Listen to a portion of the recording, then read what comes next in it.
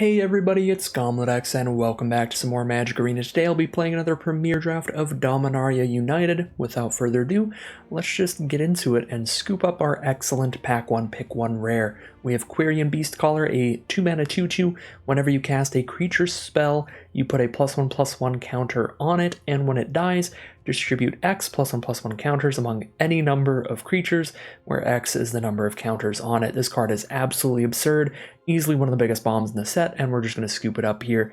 Best other card in here is probably Rona's Vortex, just being a nice, efficient piece of interaction, but Quirion Beastcaller is just an incredible card. Definitely going to be our Pack 1 Pick 1 there. For Pack 2, or for Pick 2, we've got a couple good options in green. Magnagoth Sentry, just being a really solid body for its mana cost. Bog Badger is fine for its mana cost. I definitely take the Sentry first, though. Weatherseed Treaty, if we want to potentially go for a more rampy strategy or a domain build. These are two of the things that green kind of does the best in this format, and we're already leaning heavily to green with Quirion Beastcaller as the Pack 1 Pick 1, so I think Weatherseed Treaty is a pretty solid place to go, along with the Magnagoth Sentry. If we want to look into other colors, we have Extinguish the Light as a great removal spell in black, and maybe Coral Colony potentially. Go for the Defender's strategy, which has been pretty good, but I'm going to go for the Weatherseed Treaty here.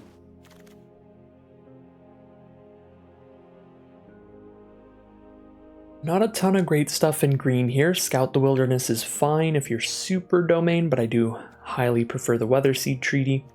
Slimefoot Survey as well, fine if you're super into domain. Sojourner actually plays pretty decently if you have at least 3 land types in general in your deck, because then this will be a 5-mana 4/6, I guess. Actually not the greatest 5-mana 4/6, but it's fine. If you have 4 land types, it's pretty good.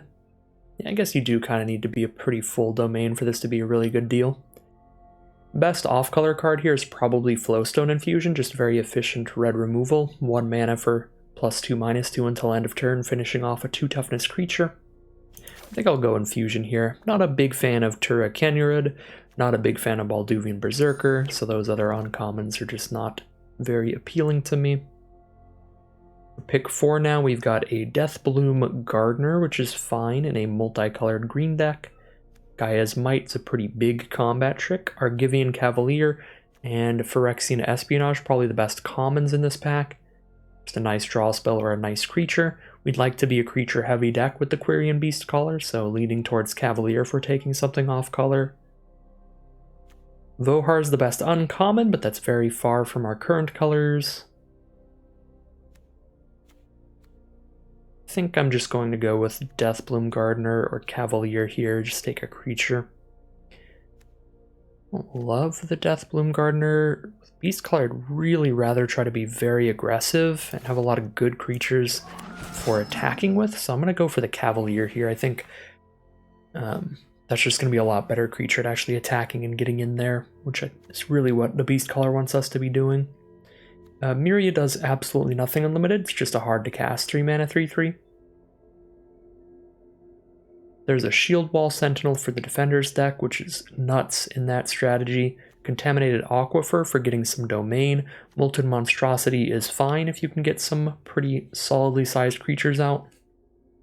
Guess we're just going for Monstrosity here. It's really between Monstrosity or Aquifer, I think. Stall for Time's okay. It's only good if you are white-blue, that's where it is great. It's like fine and just mono-white. I think I'll go Monstrosity, but I could see the argument for Aquifer.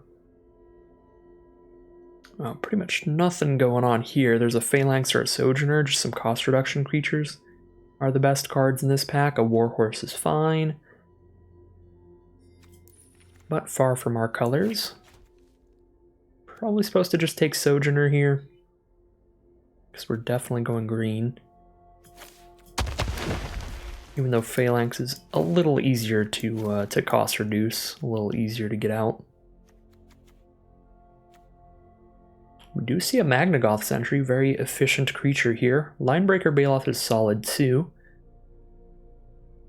Don't actually know which is better, 4 mana 4/4 or 5 mana 4/5. This one's harder to block, but this one has reach. Reach is actually a really nice mechanic in this set. There are a lot of flying creatures. Almost every important creature in blue is flying, and this is just big enough to block them all without dying. Weirdly enough, I'm going to go for this Magna Goth Sentry over the Linebreaker Bailoff. It's also easier to cast, it doesn't require double green, so if we do end up being a super splashy domain sort of strategy, we won't ever be unable to cast that. Speaking of a super splashy domain kind of strategy, I'm kind of interested in just taking the dual land in this pack because there's not a lot going on. Filler white creature, filler red creature. I'm just going to take this land for potential domain now that we have a Yavimaya Sojourner. Take up the shield's a really good combat trick if we end up with white as a core color. Goblin Picker is a solid filler creature in red. Do have a little more red than white right now. I guess I'll take the slightly weaker card for the color we're more likely to play. Plus it's a better creature type for us with Beast Caller, wanting a very high creature count in this deck. Not in love with Herbalist unless you have a ton of ways to enlist it. Not in love with Codex unless you're a very slow deck that can really grind out a long one. Just take a Furious Bellow. Not super excited about it. Alright, we could take a Flowstone Kavu here. We could also take Slimefoot Survey, but I'm just going to take some nice, just Gruul aggro stuff. Just be a beat stick kind of deck with this Beast Caller. Take the nice Gaia's Might combat trick out of this pack. I actually like this better than Twinferno. Double Strike's cool, but Gaia's Might 1 mana, +3/+3 to +5/+5 just feels like a better deal generally. This is a format where I think you wouldn't be absolutely crazy to main deck a Broken Wings. So that might have been an okay pickup there, but I still don't love doing it. We've opened up a red rare for pack 2, and we're just going to scoop it up. A 4 mana 4/4 first strike is already a good deal, and if we manage to cast some more red permanents, we can start dealing 1 damage to any target every time we cast a red permanent. So we can clear out 1/1 soldier tokens, 1/1 sapling tokens, 2/1 flyers. All that kind of stuff is actually quite prevalent in the format, so I think that it has a pretty nice ability when you're casting red permanents. Could take a Vine Shaper Prodigy here. This will be really good if we can splash in the blue kicker. Obviously, if we can't, it's going to be pretty useless. Steel Crusher would be a lot better if we can't splash in the blue kicker. Could also just take the Tributary and try to wheel the Prodigy. That doesn't seem like a great idea, though. Hydromancer's very slow, but it is kind of a fun card. I did enjoy playing with it, but don't think it's the greatest thing ever for its speed. Badger's fine. Yeah, Badger's a fine creature. Probably just looking for a fine creature here between Prodigy, Badger, and Steel Crusher. I'll take the Badger here. I think Badger's a tiny bit better than Steel Crusher. I think that the Prodigy is the best of those creatures, but I don't want to bank on getting more ways to kick the Prodigy because it's pretty bad when you can't kick it. Frostfist Strider if we splash that in, but that's a double blue splash. Or we have a Jaya's Fire Nado. We are pretty low on removal right now. We have 1 Flowstone Infusion and then 2 combat tricks to try to use as removal. But Fire Nado is pretty slow, not very exciting removal. Honestly, probably just take Tangled Islet to work with our first Sojourner. And then maybe we can actually pick up some Prodigies later. We can definitely pick up a Root Walla, but there's also a Lightning Strike in this pack, which we can't really pass up. This is just a very good, efficient removal spell. Would love to have some Sunbathing Root Wallas in this deck, though. This is a great creature. Fantastic 2-drop that's going to scale as the game progresses quite well, just become bigger and bigger when you need bigger creatures in the late game. Love me a Sunbathing Root Walla.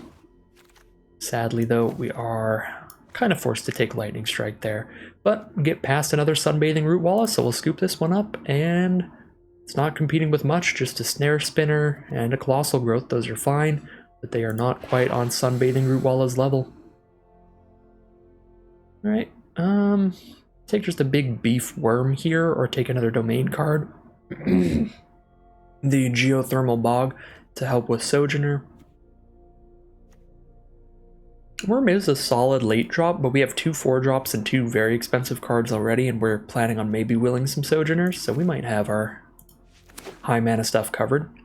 Take a kind of speculative domain land pick there. Another Flowstone Kavu, don't have a ton of 3 mana creatures yet, so that'll fit in quite well. Gaia's Might would also be fine. Sunlit Marsh would be fine, but I'll take a Flowstone Kavu. I'll take another Sunbathing Root Walla here over this Haunted Mire. Not competing with much else. I guess a Goblin Picker, but Root Walla is a lot better than that. Pretty happy with how things are turning out now. We're going to be the green-red based just domain aggro deck. Now I can get a Goblin Picker. I'm not going to play this Mana Worker anymore unless I get some good off-color kickers. Well, I didn't think it would happen, but we took the blue land and wheeled Divine Shaper Prodigy. The only thing we're taking it over here is a Radiant Grove, which would help with domain. But yeah, I mean, now we have 2 ways to get blue mana. 3 if we put an island in here for the Weatherseed Treaty. I guess that would be 4. We'd have an island, an islet, and a Mana Worker. And a treaty. Yeah, maybe that works out. We did wheel the Sojourner. Alright. Can see that happening. The option is open now.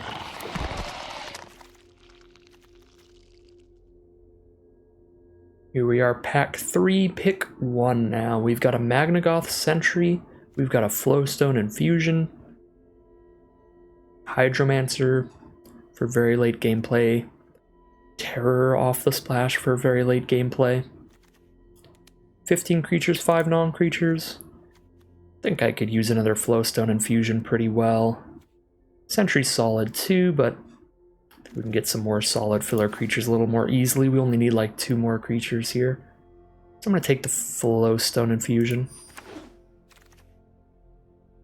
Oh, Evolved Sleeper's an incredible rare. Really hard to splash it though. You really need double black to make this card great. Once you get it to that 3/3 Death Touch body, you get to start putting counters on it and drawing cards. A little sad to see that, but we could just take a Magnagoth Sentry. That is fine as well. Not a super big fan of Hammerhand unless you're very aggressive and have some nice synergies with it, like Baird or something. Yeah, we'll just take the solid creature. Not much that looks super worth splashing here. Ooh, Nishoba Brawler is going to be sick in here. A 2-mana 2/3 trample at worst, and every now and then it's going to be a 3/3 trample, a 4/3 trample. Really beat some people up for only 2 mana. Nishoba Brawler seems sweet. Now we're going to take that here. Main thing we're looking for now is blue-based dual lands, if we can find any of those to help make the Prodigy more playable, but worst case scenario, we could just end up cutting the Prodigy. No biggie here, we've got plenty of playables. Another Sunbathing Root Walla. Pretty exciting to me. Hurler Cyclops is fine as well. We don't have any token production, so it's not going to be like great, but it's fine. I think I do just take another Sunbathing Root Walla. Big fan. Big fan. Yeah, pretty fun Gruul card here. Pretty fun green-red build around. Every time it attacks, look at the top card of your library. If it's a land, get it into play. Otherwise, get a 1/1. It's a 3/3 menace. I mean, it's the best card for us in this pack. I'll try it out. Doesn't seem super good for the cost, but it could be solid. Could be fine. I'm not going to play any of these cards. I mean, if I get really good mana, I guess I could play Extinguish the Light, but that's not really going to happen. I've got 2 black sources right now. Could get a Swamp off Weatherseed Treaty, but doesn't feel like it's likely. Alright, again, nothing exciting for the main deck. Let's grab a land here.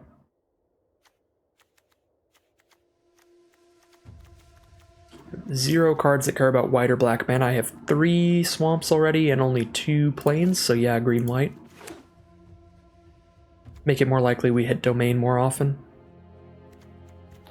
Yep, 3 swamps. Now we have 3 plains as well.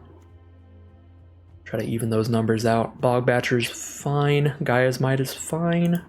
18 creatures, 6 non-creatures.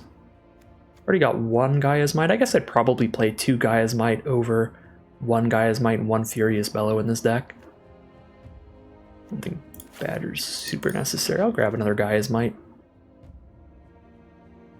Another Sunlit Marsh. 4 plains and 4 swamps now.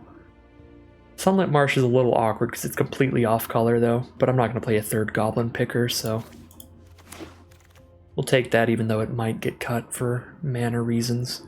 If I really need to help fix mana, I could run the Inscribed Tablet, but hopefully that's not necessary. Another Goblin Picker, these are just everywhere. Keldon Strike Team. Heroic Charge.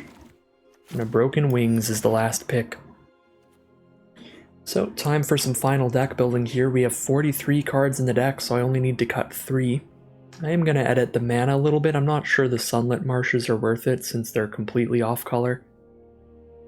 We are primarily just a 2-color deck here. I'm not sure the Vine Shaper Prodigy is worth it either with just the Islet, and I don't really want to run the 2-mana 1/3 just to help kick a Prodigy, so I think Prodigy ends up not making the cut. It's probably our first cut, and then we can just cut 2 non-creatures. I have an 18 creature deck. That is a very high creature count, but Quirion Beastcaller, I'm just going to keep talking about that card.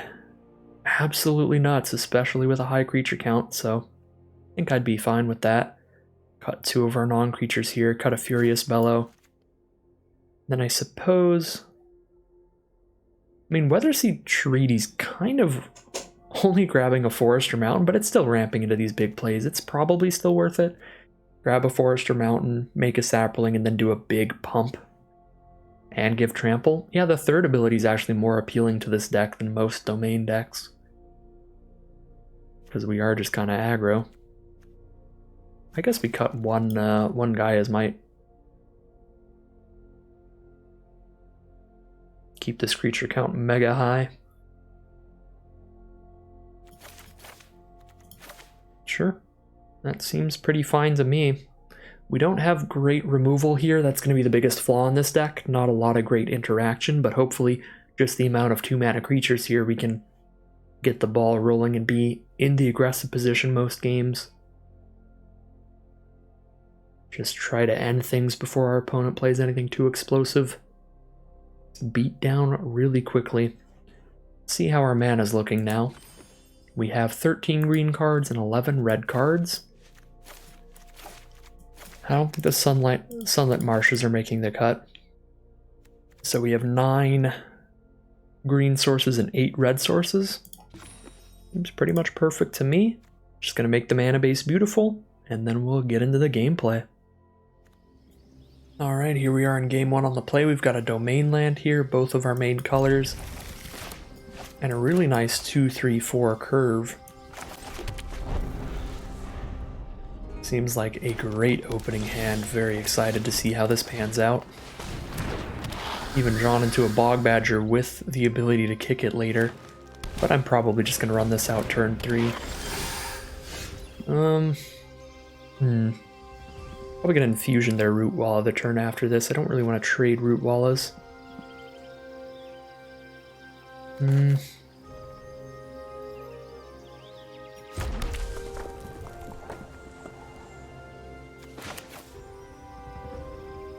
think I'm going to Bog Badger here because it threatens to block Root Walla without dying. Which I guess Kavu does as well, but it still attacks in. And doesn't get blocked by Root Walla, just like the Kavu wouldn't.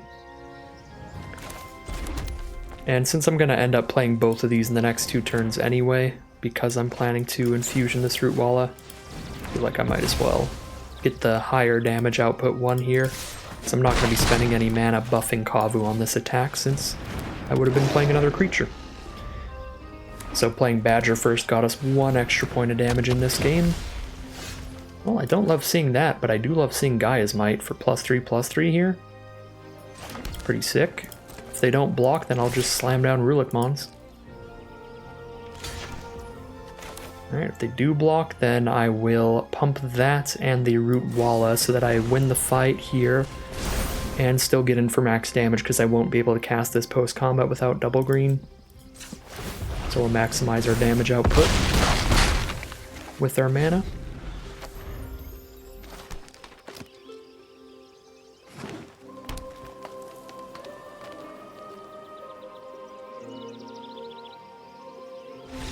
Alright. Really cookie cutter Gruul aggro game there. We're on the play, curve out 2-drop, 3-drop. Being able to put a creature on the board and remove their creature on turn 4 was really pivotal there. That's super nice. That's what's so good about cards like Flowstone Infusion and Lightning Strike. Removal that only costs 1 or 2 mana. It's the fact that you can clear something off the board and spend a bunch of mana on something else in the same turn. So Gaia's Might as well, showing off the power of its 1 mana ability, letting us Gaia's Might and buff Root Wall in that same turn. If we had better mana, it would have been even more explosive, being able to Gaia's Might on the Badger and cast Ruluk Mons in the same turn. So big fan of that. I might even, with the amount of 2-drops here, with how aggressive our curve is, I might even get a little more aggressive of a deck makeup here and actually throw in the second Gaia's Might over like the Weatherseed Treaty, because I really do feel like we are the kind of deck that is just trying to copy what happened that game and just play our dudes out and just roll over our opponent as quickly as possible. And while Weatherseed Treaty does do a lot of damage on the third ability, it's a pretty slow setup, just a land and then a 1/1. It's more of a setup card than a early game just quick aggro card. That being said, there's probably another card that we could cut instead, maybe one of these Sojourners. Yeah, I mean, maybe I could cut one Sojourner for one Gaia's Might. I still have 17 creatures in here. And to be fair, the most expensive creature in our deck is not helping the Beastcaller all that much, because the Beastcaller is all about playing as many creatures as quickly as possible in the early game. But yeah, I definitely want to put the second Gaia's Might in there. I think that felt really nice. But I don't know, between Weatherseed Treaty and Yavimaya Sojourner or something, I don't know which is better or worse here. Maybe even cut a land, I don't know. Probably not, though. Still feels like we've got a good amount of 4s. And then a couple big cost reduction cards. We'll make that tiny change as we head into Game 2.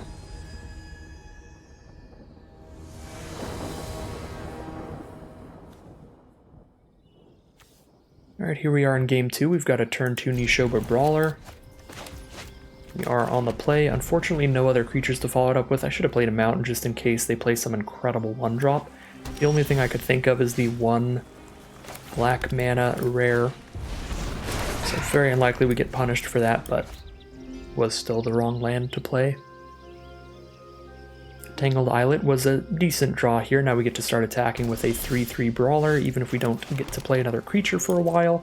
We are really looking for our second red source now. Fortunately, we've drawn into 2 more green sources, so we have not drawn into more creatures to play, nor have we drawn into the red source we'll need for Defiler. Not the ideal draws outside of upping domain for Brawler here.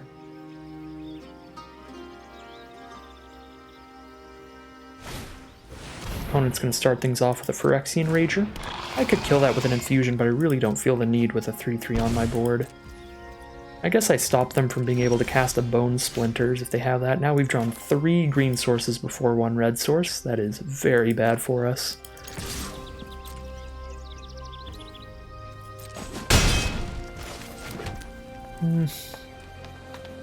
Yeah, I can play around Bone Splinters by just killing this Rager, and I'll still have a second Infusion if they play something better.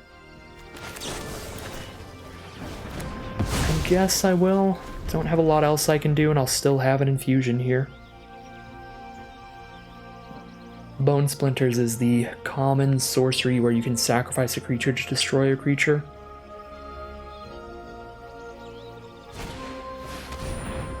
Alright, well, luckily for us, we've got the exact cards to discard here. Goodbye, forests. And there we go, we have hit the red source, so we'll be playing a Defiler of Instinct this turn. Opponent is down to 10 now, however, they have 7 cards in hand and we have 1. thanks to that aggressive sabotage. And board wipe probably closes things out, but we got a good draw afterwards at least. The 2-for-1, one-sided board wipe. Always brutal and limited.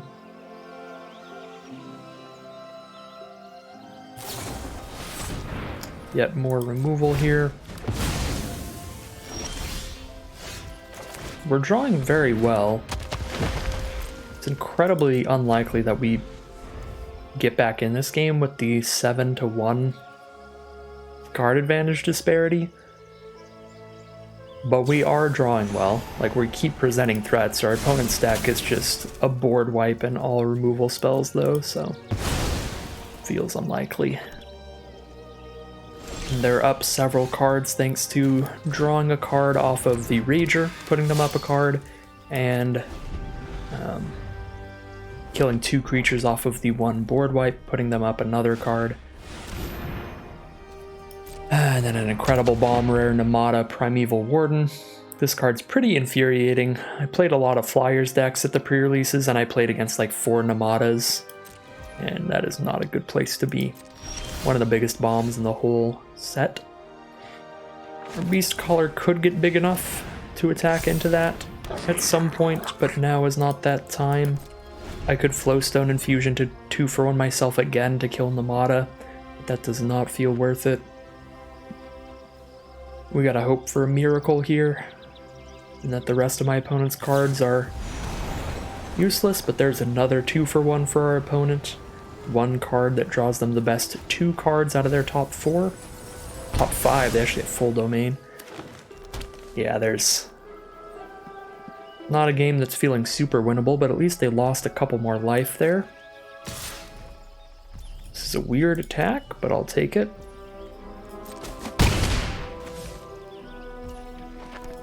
Alright, they must have a ton of removal here, or something they're just planning on using when we go for attacks.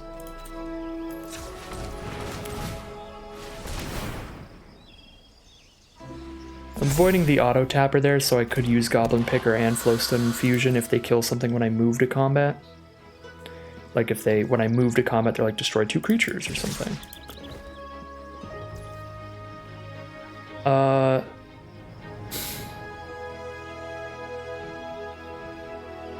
I hate that they haven't done anything yet, but they have something holding for them. I'm gonna pass here. Yes, I'm threatening lethal on board with Flowstone Infusion, but I can't imagine they don't have instant speed removal in hand. Apparently they don't. I think they were just waiting to play it at the right time. That's why I didn't Infusion. Because then had I moved to damage there, and then dropped Infusion on Beastclaw and they responded with instant speed removal, it would have been pretty bad for me. We might have just fully missed lethal there, though. But it was holding on their turn. They could be in full control mode, but Namada shouldn't be holding for them because they don't have any saplings on board. So there was something giving them priority during blocks. May never know what it was. May never know if I would have gotten lethal or not. But I have to assume if it was removal, they would have used it after I showed. Alright, I'm not going to use any tricks. I'm going to put you to 2. I think I can still find lethal off this attack through the lifelink. I mean, I guess we'll see what their trick is this attack, because now they'll have to use it. Like, it's still holding for them. So we'll see what it was the whole time, I guess.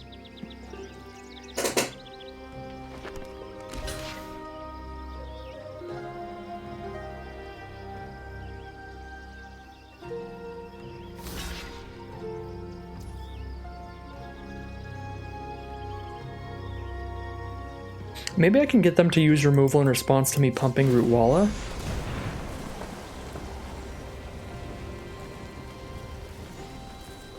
Then I know I can Infusion, but I can't actually Infusion the Picker here, so I can't find lethal this turn, unfortunately.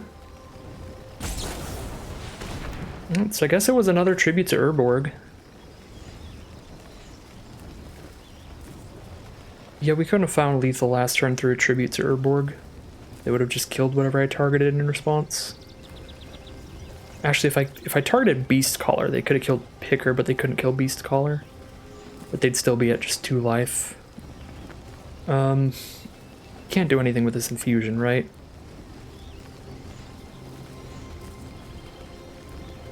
+2, -2. I can kill my own Goblin Picker. I can't kill my own Beast Caller to stop their life gain. I also can't kill their Missionary to stop the life gain. Yeah, this isn't gonna do it. They also get a freaking Saproling. We were pretty screwed either way, it looks like.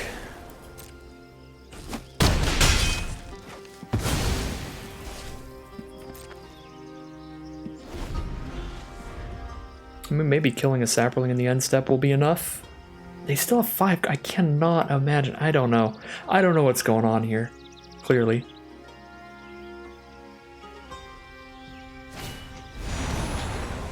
Hey, Morrow.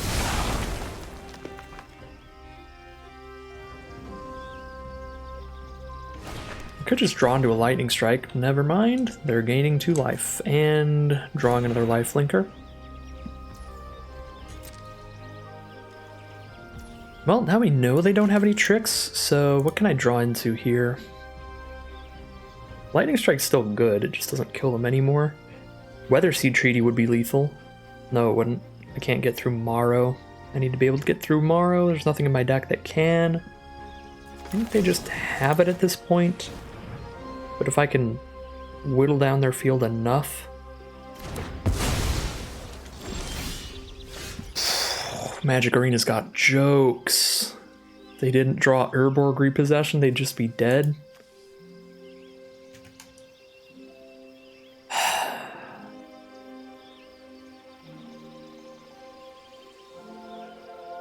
What do I do now? We do not have an attack. They block and kill, get 2 Saplings. I guess I sack a land and draw a card. Oh, that's discard a card. Never mind. We do Stone Cold nothing.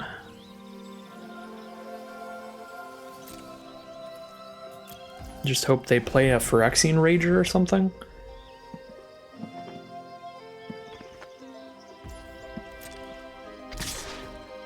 I'll take 10. If they're running the double strike spell, they got me. Be a weird deck to have a combat trick in.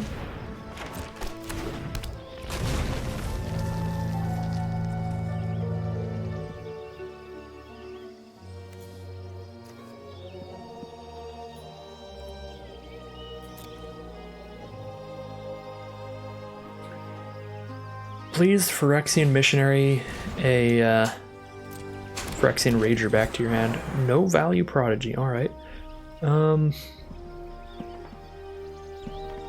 Yeah, we pass. Flowstone Kavu. Do I have any outs? Weather Seed Treaty is actually kind of big here. +3/+3 trample. If I hit them for 1, I get there. But I won't. Probably just play the Kavu, make the Beast Caller bigger, and have a Menacer on the board and pass.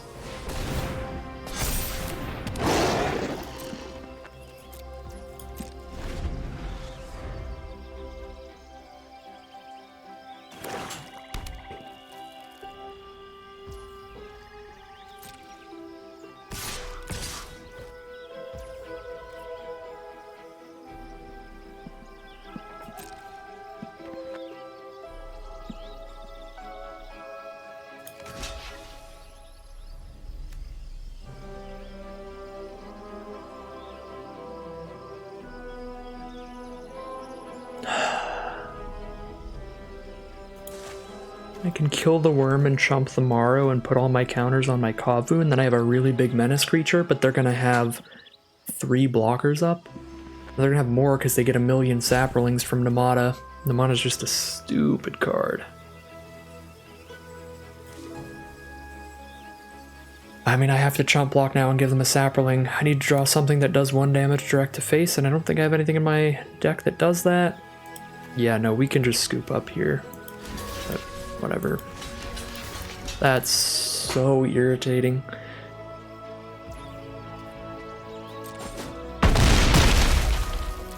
Urborg repossession for the win.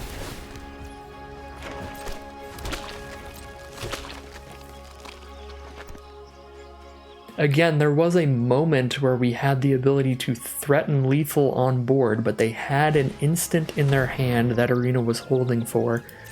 And if that was instant speed removal to cast in response to our infusion, then we've used the infusion just to get 2 for 1, so that is why I didn't want to do that. And we saw what the instant was later, potentially, unless they literally top-decked their removal. Then it was the -X removal spell. We haven't seen them play any other instant, have we? Yeah, it was this tribute to Urborg. It was the turn they did that. No other instants have been played. It was just a tribute to Urborg in their hand. We couldn't have killed them that turn. Unless they're playing in full control mode, because they didn't have any saplings out at the time. Yeah, we just couldn't do anything here.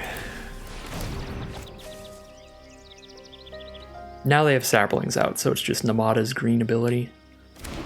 But I'm just going to shoot the face and scoop them up. That's very frustrating. 0-1 to start it off.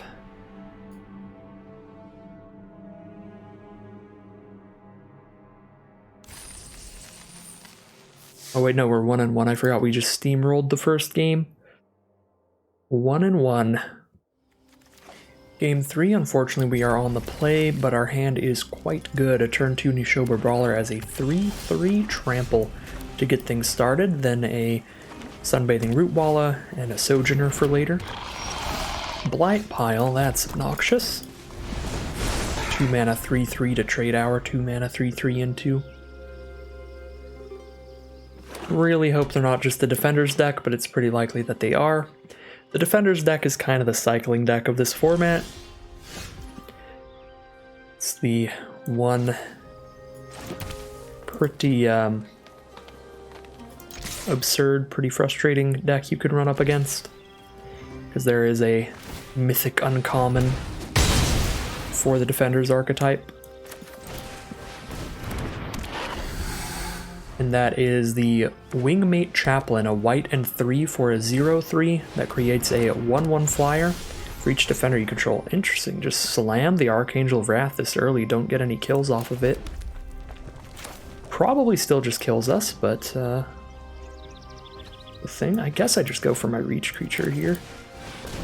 I should have attacked first.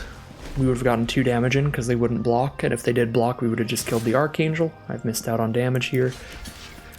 Guess it's a handful of combat tricks. Removal, that works too.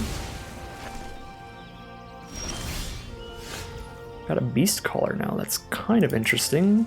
Doubt we outrace the 3 power flying lifelink, but now we can try.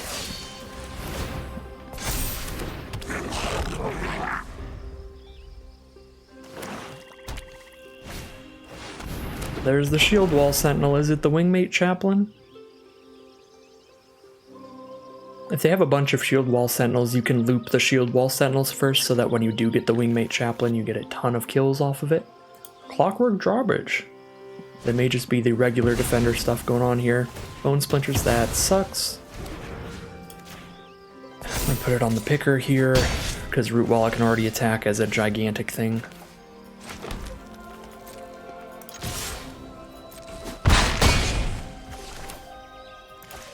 Defiler doesn't do a lot here, but it's just as much power as Sojourner anyway.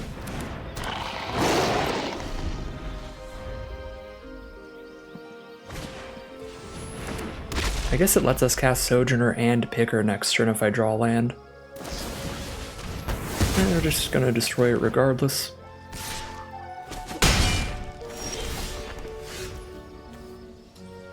Five trample, probably better than a 4/6 on this board. I'm also cool to spend my turn killing the drawbridge.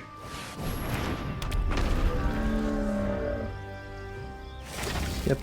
As I stated, we are probably just losing to the Archangel of Wrath. It's how much of a mega bomb it is. You don't even have to kill creatures to win with it.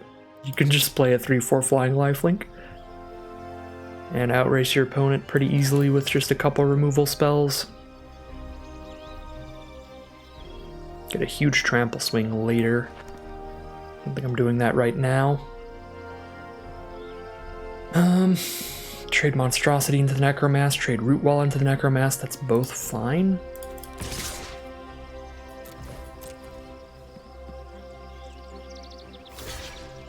Okay.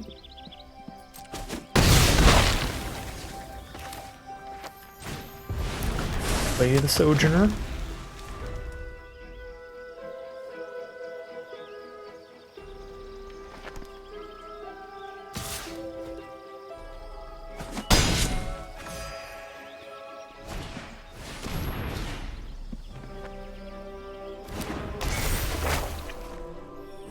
Braid's Fright Return is going to return a creature from their grave to their hand, picking the Necromass, which they actually can't afford to cast yet, looks like. Prize Might would be cool if they weren't at 21 thanks to Archangel Wrath. We're probably just attacking in with everybody. They'll tap down the Sojourner. Probably play the Picker and the Treaty.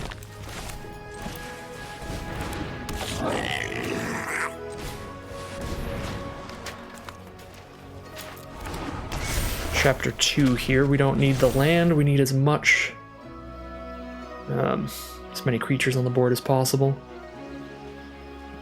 They have to attack us 3 times to kill us if we don't take this damage. If we do take this damage, they only have to attack us twice. Plus, if we take this damage, they also draw a card. Could sack the treaty and just give up on the +5/+5 trample. It's probably fine. Is that better than sacrificing a 2/2 Goblin Picker? I don't know. They're going to have a 5/5 death touchdown, so Picker's not going to get in there. I think I actually just sacrificed the Goblin Picker here.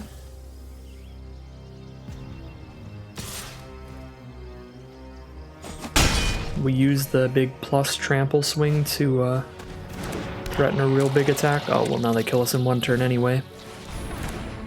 Just have another flyer.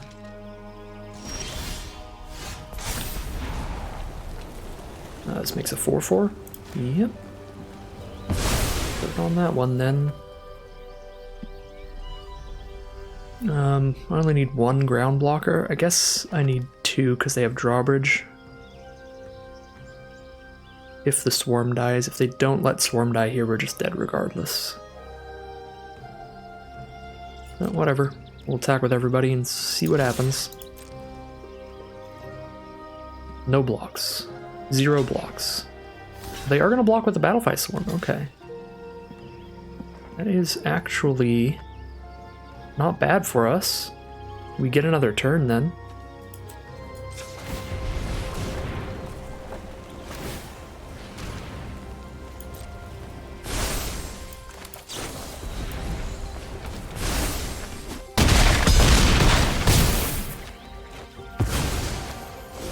Don't think we can win, but sneaked an extra turn out there.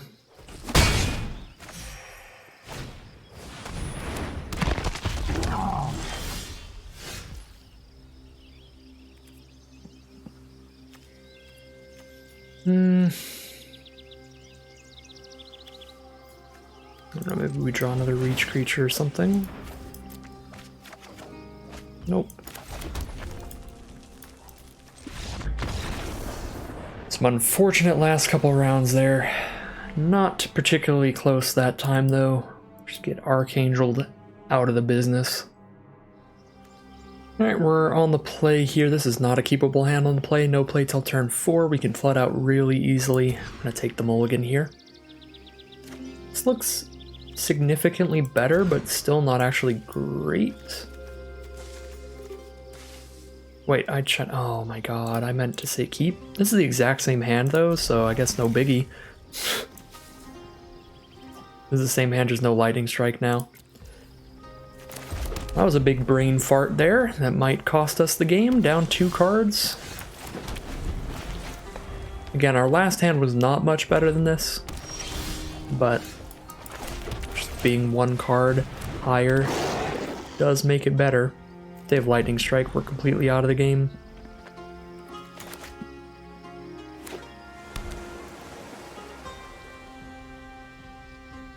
Oh, I hate misclicking digitally. It is pretty tilting. It'll be a sad draft day here, because we are also flooding out.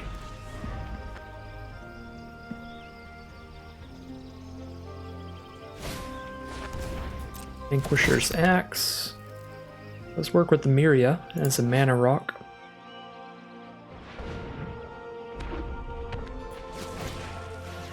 Use it for Librarian. Now they have 2 artifacts, they can start drawing extra cards off Miria. At least we're losing to a cool deck here. Not often you get to see Miria pop off, but she is going to here. As if we were not far enough behind in card advantage already. We are going to be miles behind when they start drawing extra cards off of her. I should probably even Flowstone Infusion this Librarian so they can't tap 2 artifacts to draw a card here. Yikes. We'll hit for 4 again.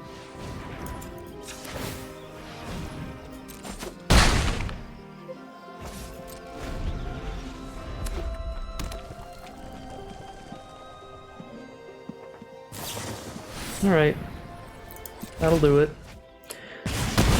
Pretty unfortunate misclick here. Our initial hand was the exact same hand plus Lightning Strike, so we would have just killed Miria. If I drew exactly what I drew here, except I also had a Lightning Strike in hand, I'd probably still lose this game, because I have not drawn particularly well.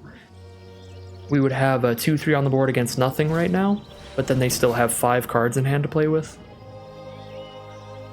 We're probably losing regardless, but that was still a brutal misclick.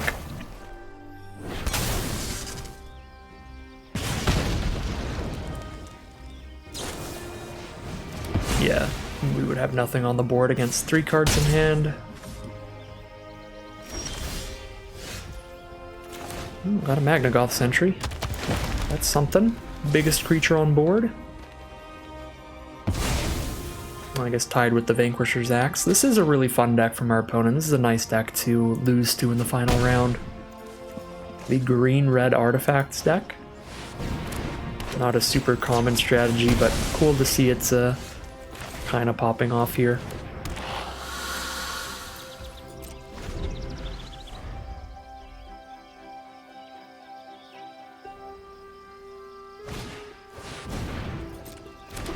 Rada is horrifying. And they've got the Enlister to tap Rada without attacking. To make sure that Rada is giving that buff without being at any risk of dying.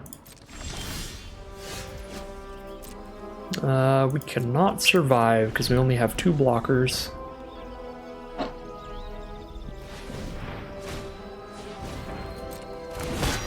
Double Axe means they can start drawing cards off Miria.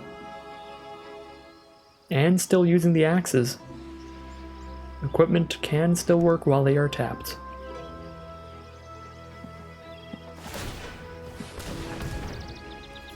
Oh, they're just going to tap the equipment to pay for the equip cost. That is cute. They have well over lethal if they just attack with everybody, but maybe they'll just attack with 2 big creatures. Unlikely, but possible. That is the send. We are 1-3 in today's draft. Really sad time here. Obviously a bit self-imposed in that last game with the very unfortunate misclick of mulliganing away our hand that had a Lightning Strike. But as you saw by the end of it, our 5-card hand was the exact same hand minus a Lightning Strike. And if we had a Lightning Strike somewhere throughout that game, it would not have gone any different in the end.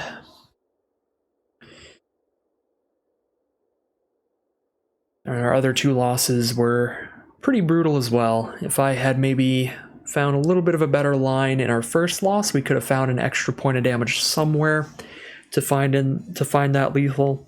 definitely stand by my decision not to just slam down the Flowstone Infusion because it plays so poorly against Extinguish the Light kind of stuff. And I'm 95% positive they had the Tribute to Urborg in their hand. They just didn't want to use it unless I was threatening lethal to them. So they waited till that next turn so they could kick it and actually kill something bigger than my 2/2. Almost certain they just had that in hand, so we would not have found lethal if I threw the Flowstone Infusion on the stack. And that is exactly the kind of thing I was playing around. So I'm fine with that decision, but maybe I could have found a little more damage earlier in that game. And then the second loss was just Archangel of Wrath doing Archangel of Wrath things. Interestingly enough, not killing any creatures, not getting kicked, just being a 4-mana 3/4 flying lifelink is good enough. So, sad draft today, but you can't win them all. I think we had a pretty fun deck, pretty cool deck. Biggest problem with the deck was the lack of removal, as I said during the deck building. We do have great removal against cheap creatures. The problem with the removal is that it can't kill anything big. So somebody drops down a 3/4 flyer with lifelink and I can't kill it. Somebody drops down just a big 3/4 Namato with reach. I can't kill it unless it goes into combat. Then I can combat trick to try to kill it, but I can't really get it off the board easily. So that was the biggest flaw in the deck. But overall, I think this deck was pretty solid. I think it's better than it ended up playing. Just some unfortunate games today. 1-3 it'll be to end today's draft. But as always, I hope you enjoyed the video, hopefully more than I enjoyed today's draft. If you'd like to see some more videos like this, I do these pretty much daily on the channel. You can like, comment, and subscribe to let the YouTube algorithm know to send you some more of these videos in your notification feeds, in your recommended feeds specifically. And yeah, we'll be back again tomorrow with the Midweek Magic Dominaria United Sealed deck. We'll be playing more Dominaria United drafts and seals throughout the month, practicing for the big events. We've got a qualifier weekend event that I am qualified for since I was Mythic numbered 30-something last month in Limited. And we've got the Arena Open at the end of the month, so some big competitive Dominaria United events on the horizon that should be pretty fun. So looking forward to that. But as always, thank you very much for watching, and I will see you again soon for some more Magic Arena.